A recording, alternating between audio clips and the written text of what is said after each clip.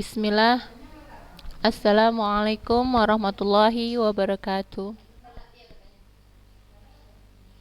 Waalaikumsalam warahmatullahi wabarakatuh.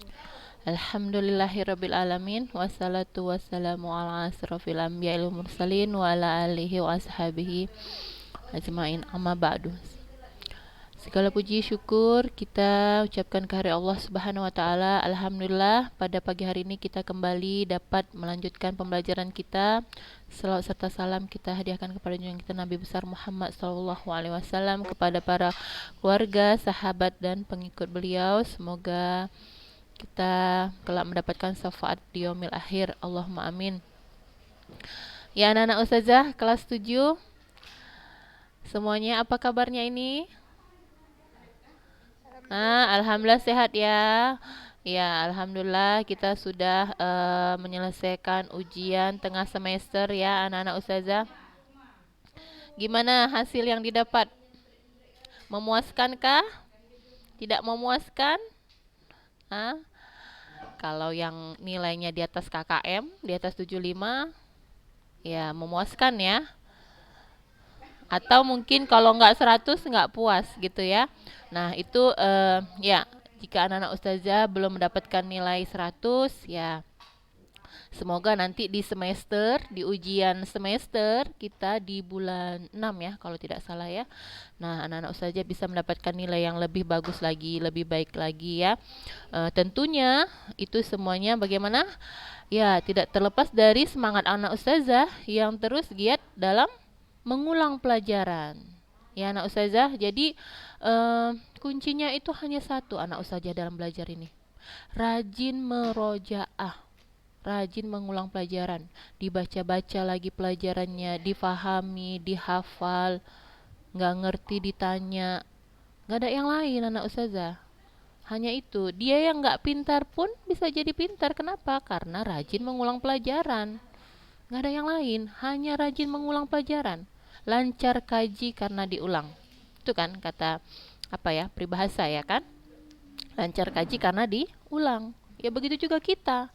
Kita nggak akan paham, nggak akan bisa mengerjakan sesuatu ya soal kalau kita ya mungkin soalnya aja nggak paham gitu ya kan. Tambah lagi kita nggak pernah merojaah, ya udahlah kan nggak dapet gitu kan. Nah kita rajin menghafal pun kadang bisa ketika ujian itu gugup, buyar semua. Nah, jadi udah berusaha maksimal, ya kan, jalani dengan tenang, sabar ujiannya. Kemudian, ya banyak berdoa sama Allah, minta kemudahan dalam mengikuti ujian. Ya, jadi insya Allah ya ujiannya bisa dilalui dengan baik. Dan itu tadi ya, selain berdoa, usahanya adalah rajin mengulang pelajaran. Ya anak ustazah, jadi ada beberapa di antara anak ustazah ini yang remedial ya. Tentunya anak ustazah tahu ya skor anak ustazah masing-masing. Yang nilainya di bawah 75, nah itu remedial ya anak ustazah. Nah nanti insya Allah akan di-share wali kelasnya nama anak yang mengikuti remedial ya beserta tugas. Saja kasih tugasnya nggak susah-susah dari tentunya pelajaran yang sudah kita pelajari ya anak ustazah. Jadi yang belum tuntas nilainya, kerjakan tugas remedialnya, nanti di share sama wali kelasnya. Dan anak ustazah, ini ujian pertengahan semester. Insya Allah di ujian semester, nah itu nanti nilainya mungkin tidak akan seperti itu. Bisa lebih tinggi lagi. Kenapa? Karena penjumlahan dari nilai harian, nilai PTS, dan nilai semester. Makanya anak ustazah, kemarin ada beberapa dari antara anak ustazah yang tidak mengerjakan tugas. Ustazah, seingat ustazah baru satu ya memberikan tugas ya Hilwani. Ya Hilwani, ustazah baru satu kan mengerjakan tugas. Jadi anak ustazah yang menyimak, betul-betul menyimak, mengerjakan tugas-tugas yang ustazah kasih itu seingat ustazah baru satu. Bahkan satu itu pun banyak yang belum mengirim. Makanya ada di antara anak ustazah yang ustazah minta ya. Nanti mungkin ustazah akan kirim juga ya bagi anak ustazah yang belum mengerjakan tugas ya. Ustazah akan coba ingatkan kembali gitu. Jadi anak ustazah, setiap tugas yang ustazah kasih jangan lupa. Nanti ditanya, tugasnya yang mana ustazah? Tugasnya yang mana gitu. Ya. eh, jadi disimak gitu ya anak ustazah, bagi yang belum bisa mengikuti Zoom ya, misalnya menyaksikan YouTube-nya, ya jadi anak ustazah perhatikan, oh ada tugas berarti ya udah langsung dikerjakan, karena ustazah nggak pernah ngasih tugas itu banyak-banyak. 5 soal, itu pun bentuknya pilihan berganda, iya kan? Nah, jadi anak ustazah kerjakan langsung biar nggak lupa, langsung dikerjakan, langsung dikirim gitu. Ya. Jadi kalau nanti nilai hariannya anak ustazah kosong, ya nilai semesternya mengkhawatirkan lah, remedial lagi kan gitu kan. Nah, jadi nilai kesehariannya itu anak ustazah jangan lupa. Nanti insya Allah akan ada tugas tambahan ustazah kasih ya sebagai bentuk nilai harian ya, karena ustazah baru satu itu ngasih nilai tugasnya ya. Nanti akan ada tugas tambahan ya, insya Allah saja kasih. Jadi untuk saat ini ya, mulai hari ini dan sekitar 5 hari ke depan ya, kita masuk itu jadwal remedial di semua mata pelajaran bagi anak ustazah yang belum tuntas ya anak ustazah. Jadi tetap semangat dan tidak terasa ya, kita nanti ini udah semester 2 berarti apa, sudah mau naik kelas 2 ya kan, nggak terasa mau naik kelas 2. Jadi harus tetap lebih semangat lagi ya anak ustazah dalam mengikuti pembelajaran, karena nanti akan ya, kita ini mau ujian naik-naikan kelas ya uh, di bulan 6 insya Allah ya anak ustazah. uh, Ya, materi kita terakhir. Oh, sebelum kita lanjut materi, ada yang mau ditanya? Nggak ada ustazah. Nggak ada. Naifa, Syahla. Nah, ini lagi Ustazah mau ingatkan, yang belum mengirim ujian praktek, nanti Ustazah share nama-namanya yang belum. Jadi sebelum Ustazah share nama-namanya yang belum ujian praktek, segera ya Kak, dikirimkan. Paling lama hari Senin. Ya, seharusnya sudah lewat ini jadwal pengumpulan ujian praktek kan minggu lalu ya, sebelum ujian tulis. Jadi anak-anak ustazah ya yang belum, segera ya Kak, sebelum ustazah share nama-namanya di grup yang belum ujian praktek, karena itu nanti akan masuk ke nilai raport PTS dan tentunya nilai semester ya, nilai semester penjumlahan dari semua ujian-ujian dan tugas-tugas ya di semester. Ya, jadi Ustazah ingatkan sekali lagi, yang belum mengerjakan tugas, kemudian yang belum mengerjakan ujian semester, yang belum mengirim, silahkan ya diselesaikan semua ya anak Ustazah.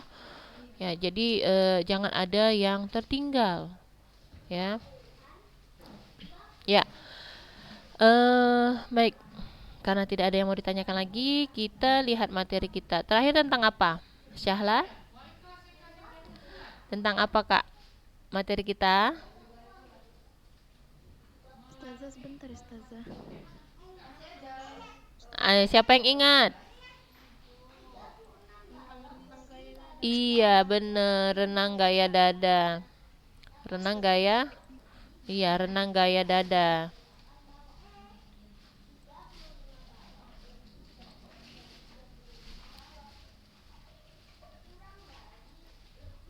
Ya, ya anak ustazah, ini ada masuk ujian kan?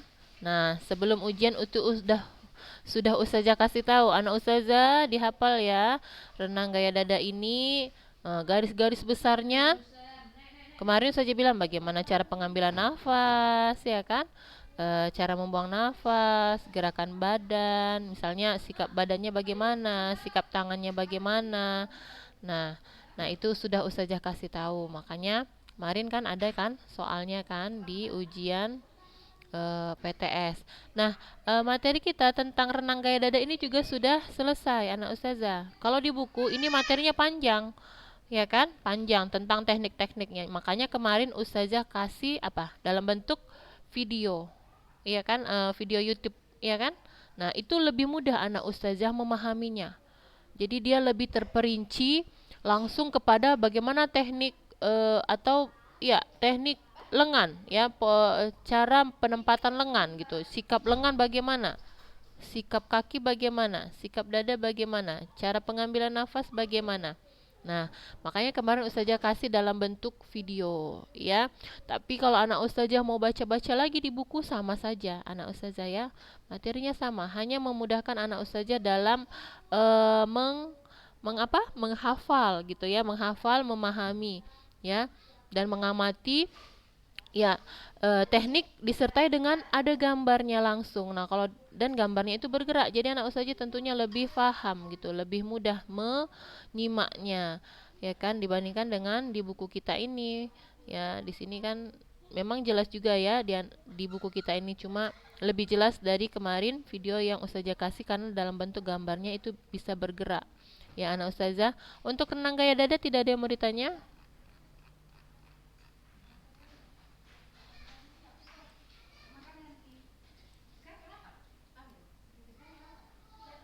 Renang gaya dada tidak ada yang mau ditanya anak Ustazah? Nah, jika tidak ada yang mau ditanya, nah kita sudah masuk pada judul baru tentunya.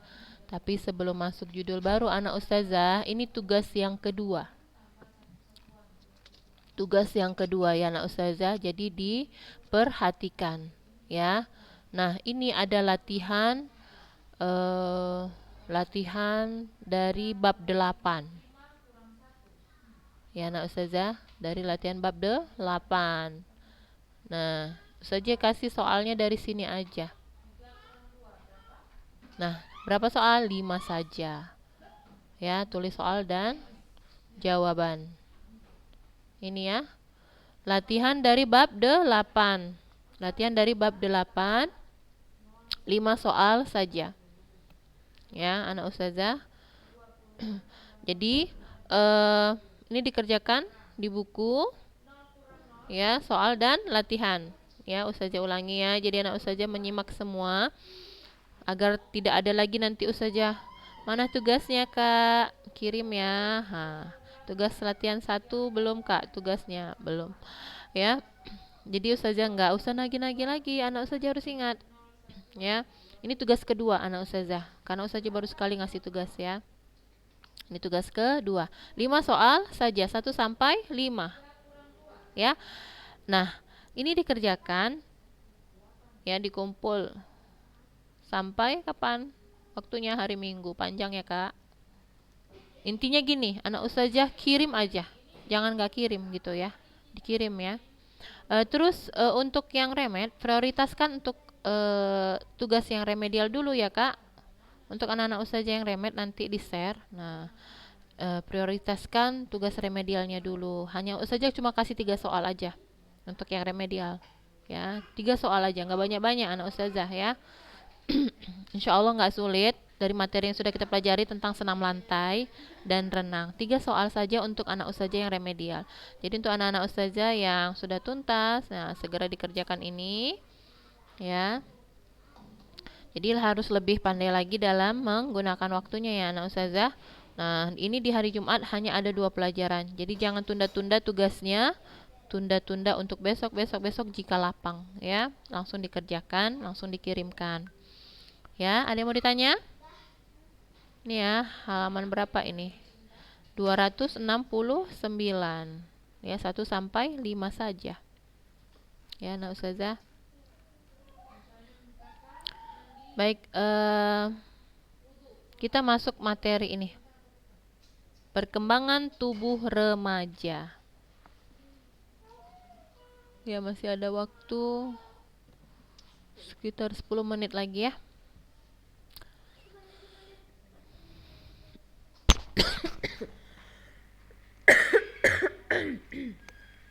Nah, kita lihat ini ya anak ustazah ya.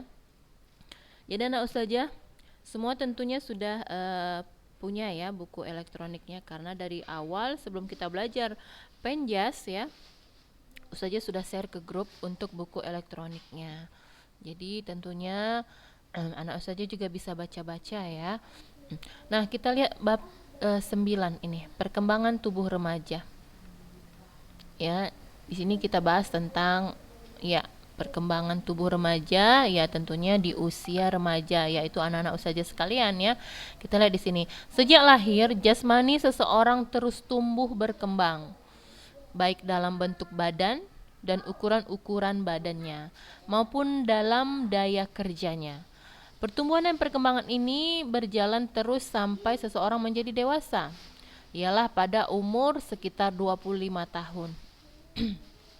Ya, Ustazah mau nanya sebelum kita masuk materi ini. Anak Ustazah tahu nggak masa pubertas pada anak perempuan dan anak laki-laki berapa tahun mulainya masa pubertas? Tahu Ustazah. Siapa yang bisa jawab? Siapa kak yang bisa jawab? Siapa? Syahla? Hah? Siapa kak? Mulan. Mulan, ya.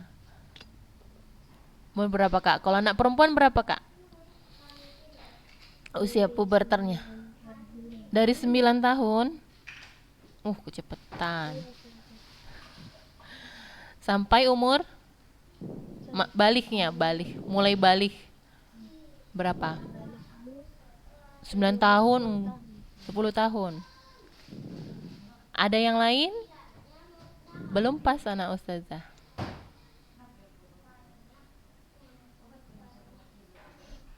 Ada yang lain? Hilwani? Setahu kakak? Hilwani sudah balik? Hilwani sudah balik?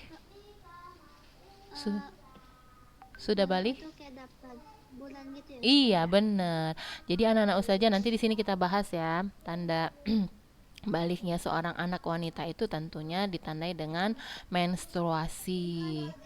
Ya, kalau anak laki-laki apa? Suaranya membesar. Ya, nanti kita bahas di sini. Nah, itu. Jadi kalau untuk anak perempuan itu yang paling utama datangnya menstruasi yang setiap bulan sekali. Ya. Jadi umur berapa? Ada yang tahu?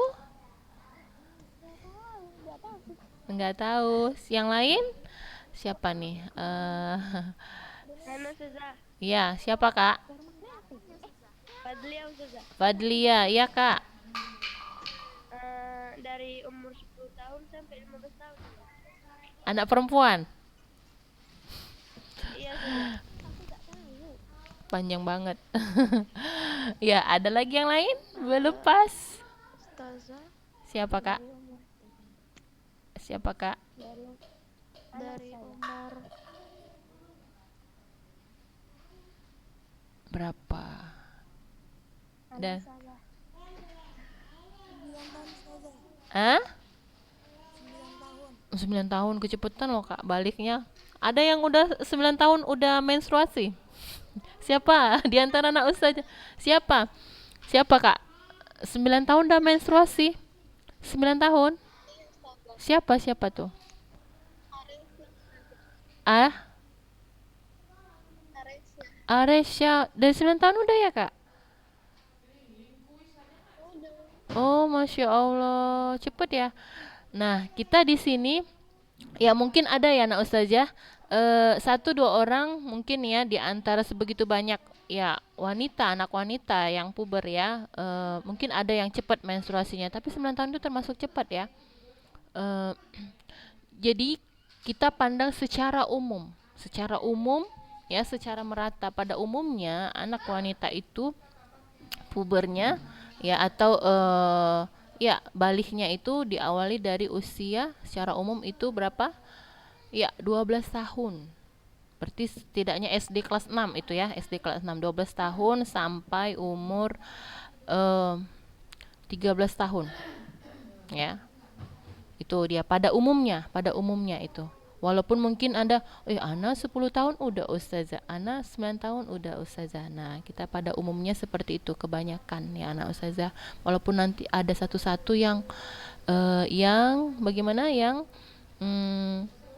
lebih cepat dari usia tersebut. Nah, jadi kita pandang secara umum Nah, seperti itu. Kalau anak laki-laki lebih lama.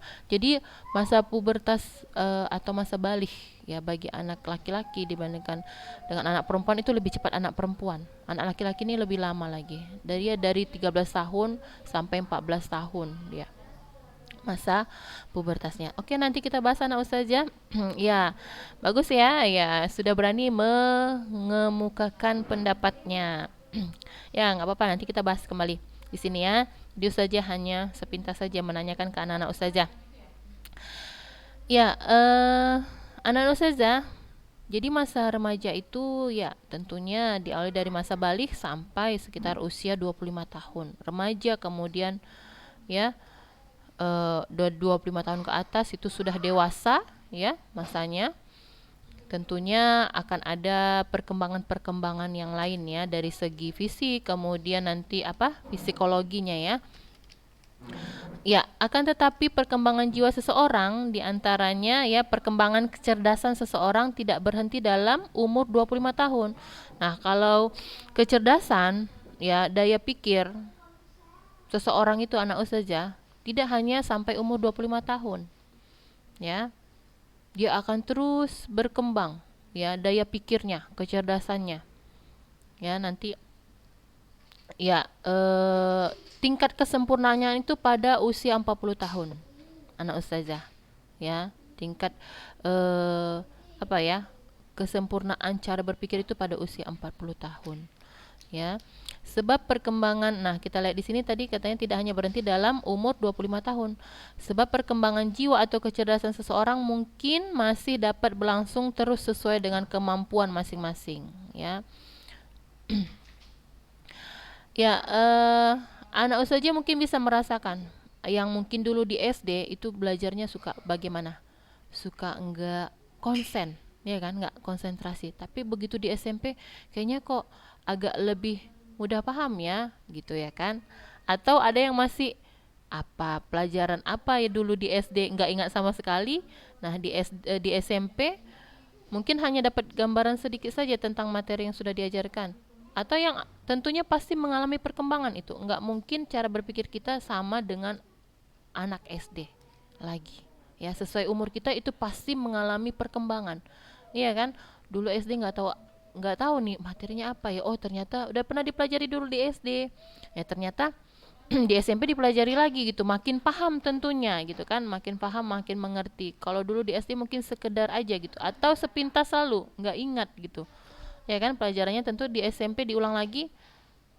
Ya, karena dia berkesinambungan. Pelajaran itu dari SD, SMP akan diulang lagi, diingatkan lagi. Tentunya semakin paham dan semakin ingat. Nah, kemudian cara berpikir kita juga semakin berkembang tentunya. Nggak mungkin masih kayak anak SD aja cara berpikirnya. Iya kan? Tentu pasti ada perkembangan. Kalau masih anak SD itu biasanya kadang bisa dipengaruhi oleh faktor lingkungan. Kawan-kawannya masih banyak-banyak anak SD, jadi sikapnya, cara berpikirnya kayak anak SD. Nah, anak ustazah tentunya lebih fokus kan, tingkat fokus itu dalam belajar itu semakin meningkat tentunya di masa SMP ini dibandingkan dengan masa SD, iya kan? Nah, jadi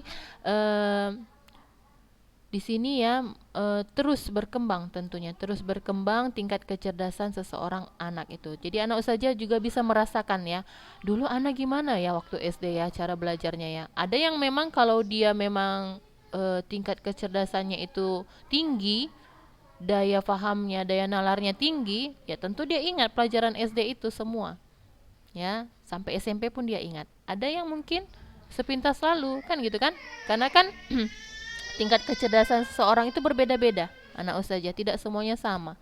Ada yang mudah cepat paham, ada yang tidak, ada yang kurang, ada yang sedang. Nah, jadi itu sesuai dengan ya fisiknya, ya jiwanya, lingkungannya juga seperti itu kan. Faktor lingkungan itu bisa dari teman-teman, dari misalnya cara mengajar, guru, seperti itu anak ustazah, ya. Nah, baik. Di sini kita lihat ya, Sebab perkembangan jiwa atau kecerdasan seseorang itu mungkin masih dapat berlangsung terus sesuai dengan kemampuan masing-masing. Nah, sesuai kemampuan masing-masing. Nah, kita lihat di sini pertumbuhan jasmani dan pertumbuhan kecerdasan seseorang itu dipengaruhi oleh beberapa faktor keadaan ya. Jadi pertumbuhan jasmani dan pertumbuhan kecerdasan seseorang itu ya ada beberapa faktor yang mempengaruhinya. Di sini ada 3 faktor anak ustazah. Ini penting ya, kalau anak ustazah nanti menyatat ini garis besarnya ini dicatat ya anak ustazah. Yang pertama faktor keturunan. Nah, artinya bila orang tuanya besar ya, orang tuanya besar-besar, mungkin sekali anaknya juga besar-besar. Ya, ini dari segi fisik ya kita lihat ya. Kalau misalnya kedua ayah ibu kita tinggi, ya, kemungkinan anaknya pasti juga akan tumbuh tinggi, tinggi dan besar ya. Kalau orang tuanya tinggi, nah anaknya juga pasti akan tinggi-tinggi, pasti ada di antaranya yang tinggi ya. Kalau orang tuanya pandai atau orang tuanya pandai, pintar ya. Jadi itu menurun ke anaknya juga, tingkat kecerdasannya juga akan tinggi seperti itu, mengikut kepada orang tuanya. Walaupun di sini katanya menurut hukum keturunan, ya ini walaupun menurut hukum keturunan di sini ada hukum genetika, tidak selalu dapat demikian halnya. Jadi terkadang di semua keluarga itu enggak semuanya mungkin tinggi, oh ada satu yang sedang. Nah, gitu. Jadi kadang tapi udah pasti ada yang mengikut mengikut keturunan dari orang tuanya. Ya dari segi fisiknya atau tingkat kecerdasannya udah pasti ada yang mengikut. Walaupun mungkin misalnya kita ini 4 bersaudara. Nah, dari 4 bersaudara ini kalau kita lihat cuma kita nih yang tingkat pemahamannya mungkin sedang gitu. Kalau dikasih tahu itu nggak mudah cepat paham gitu. Kadang kan anak ustazah mungkin, nah jadi di antara beberapa keturunan ya anak-anak itu tingkat kecerdasannya berbeda. Tentunya itu semua mengikut kepada orang tuanya. Tapi yang di bawah sedang misalnya ya, misalnya apa ya, nggak paham sama sekali tuh mungkin nggak ada. Kenapa? Karena orang tua kita tidak seperti itu kan gitu kan. Semuanya butuh belajar. Nanti belajar akan berkembang itu tingkat kecerdasannya. Nah, bisa seperti itu ya. Pengaruh faktor lingkungan ya. Ya, pendidikan seperti itu. Ya, anak ustazah, ini yang pertama adalah faktor keturunan. Jadi ini mempengaruhi tingkat kecerdasan seseorang ya diwariskan ke anaknya nih. Kecerdasan orang tuanya, anaknya juga ikut gitu ya mendapatkannya gitu, memperolehnya. Yang kedua faktor pembawaan. Nah, artinya perkembangan seseorang sudah ditentukan pula oleh keadaannya selama di dalam kandungan. Misalnya anak-anak yang lahir dengan kelainan-kelainan pada bagian tubuhnya. Ya, jadi faktor pembawaan. Jadi dalam kandungan tersebut ya ada anak-anak yang misalnya punya kelainan. Ya, faktor pembawaan di dalam kandungan. Seperti apa ini? Busung kepala atau hidrosefalus ya. Kemudian bibir sumbing, langit-langit yang terbelah ya. Perkembangan jaringan otak yang tidak sempurna dan macam-macam cacat jasmani lainnya. Nah, ini faktor dari dalam kandungan. Yang kadang anak ustazah kita tidak tahu seperti itu ya kan dalam kandungan tersebut. Kalau misalnya sekarang kan sudah berkembang ya ada namanya USG. USG itu bisa berapa? 3 dimensi, nampak semua isi-isi perutnya itu nampak semua. Ya bagaimana bentuk perkembangan janinnya itu bisa nampak. Makanya seorang ibu yang hamil ya itu harus rajin memeriksakan kandungannya ke dokter spesialis kandungan. Ya, 1 bulan sekali. Wajib sebenarnya 1 bulan sekali. Ya, jadi dia harus mengetahui bagaimana perkembangan janinnya, kemudian hal-hal yang menunjang kesehatan janinnya. Ya, harus makan makanan bergizi gitu. Itu menghindari ya anak ustazah terjadinya faktor pembawaan seperti ini.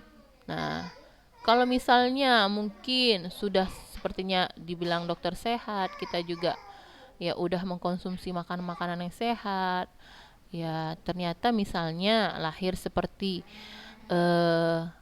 anak-anak yang seperti ini ya seperti misalnya busung kepala ya qadarullah mungkin itu suatu ujian bagi orang tua ya kan Allah uji kesabarannya bisa jadi seperti itu ya tapi biasanya tetap ya harus ibu hamil itu harus memeriksakan kandungannya minimal sebulan sekali untuk memeriksakan kesehatan janin yang ada di dalam seperti itu ya, untuk mencegah menghindari itu hal-hal yang tidak diinginkan dari perkembangan janin yang tidak sempurna seperti itu ya anak ustazah. Nah, jadi faktor pembawaan ini juga mempengaruhi tingkat kecerdasan dan jasmani seseorang anak ya anak ustazah. Ya, tidak terasa waktunya sudah habis anak ustazah. Ini anak-anak ustazah baca-baca. Insya Allah di Jumat depan kita lanjutkan ya anak ustazah. Jangan lupa diringkas ya. Kalau mau diringkas sampai ini, anak ustazah, faktor yang perlu mendapat perhatian ya, itu keadaan gizi, gangguan kesehatan ya, dan rangsangan. Itu juga faktor yang mempengaruhi kesehatan. Ya.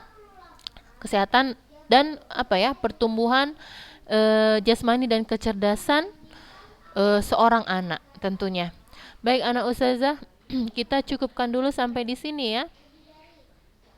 Kita sambung di minggu depan insya Allah. Jangan lupa ya, tetap semangat dan jaga kesehatannya ya, rajin mengulang pelajaran. Kita cukupkan sampai di sini. Kita tutup dengan doa kafaratul majelis. Subhanakallahumma wa bihamdik asyhadu alla ilaha illa anta astaghfiruka wa atubu ilaik. Assalamualaikum warahmatullahi wabarakatuh.